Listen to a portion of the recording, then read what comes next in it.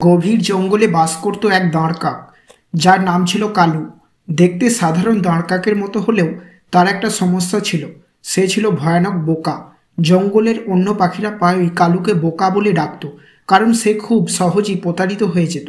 যে কেউ একটু প্রশংসা করলেই সে খুশি হয়ে যেত এবং নিজের খাবারও ছেড়ে দিতে পারত। একদিন প্রচণ্ড ক্ষুধার্ত হয়ে খাবারের সন্ধানে বের হলো কালু।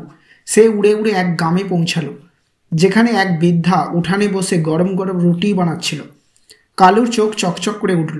সে ভাবল, ইস, যদি একটা রুটি পেতাম। বৃদ্ধা একটু অসাবধান হতেই কালু চট করে একটা রুটি ঠোঁটে তুলে নিয়ে উড়ে গেল। কালু উঁচু এক গাছের ডালে গিয়ে বসলো। সে ভাবল, বাহ, এবার নিশ্চিন্তে খেতে পারবো। কিন্তু সে বুঝতে পারেনি ধূর্ত শেয়াল লালু তার দিকে নজর রাখছিল। লালু গাছের নিচে গিয়ে ডাকলো, ওহে কালু ভাই, তুমি কত সুন্দর!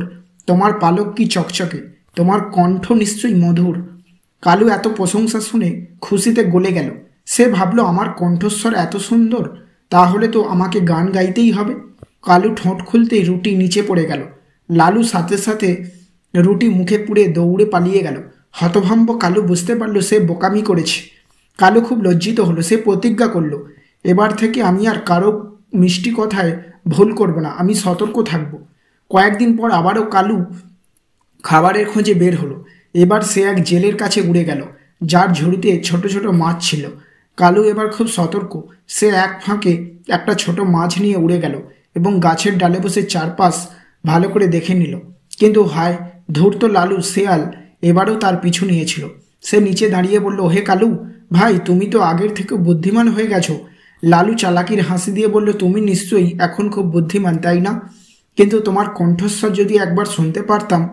কালু এবার আর বোকা বনে গেল না। সে চুপচাপ বসে রইল, একদম নিশ্চুপ। লালু হতাশ হলো। সে বুঝতে পারল তার চালাকি এবার কাজে আসবে না। সে গাল ফুলিয়ে চলে গেল। কালু খুশি হলো। সে শিখেছে সবাইকে বিশ্বাস করা উচিত নয়।